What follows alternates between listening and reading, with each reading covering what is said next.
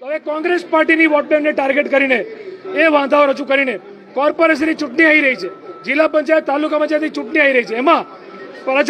પ્રજાએ મન બનાવ્યું છે કે ભાજપનો ગરબો ઘેર છે, ત્યારે પોતાની ખુરશી બચાવવા આ લોકો સત્તા બેઠેલા લોકો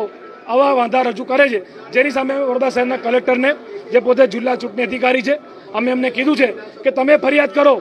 જિલ્લા ચૂંટણી અધિકારી તરીકે, અમે પણ ફરિયાદ આપીશું, પરંતુ કોઈ પણ સાચો મતદારનું નામ જો ડિલીટ થયું અને વોટ કરવાથી વંચિત રહેશે, કોંગ્રેસ પાર્ટી નહીં સાખી લે, અમે આંદોલન કરીશું. અમને શહેર જિલ્લાની તમામ વિધાનસભાની જે યાદી છે વાંધા ફોર્મ 7ની એ અમને આજે આપો, નહીં તો અમે એ ધરણા પર બેઠા છે. આવેદન સાથે સાથે લોકોની વેદના રજૂ કરી છે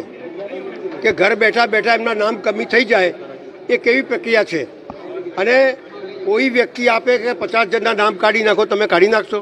ખરેખર તો અધિકારીની ફરજ બને છે કે જેનો નામ કમી કરવાનું કીધું હોય પહેલાં એનો એ લેવું જોઈએ, એના ઉપર કેસ થવો જોઈએ, અને અધિકારીઓ એમના ઘરે જઈને જેનું નામ કમી કરવાનું કીધું છે એના ઘરે જઈને તપાસ કરે અને ફોજદારી કેસ કરે.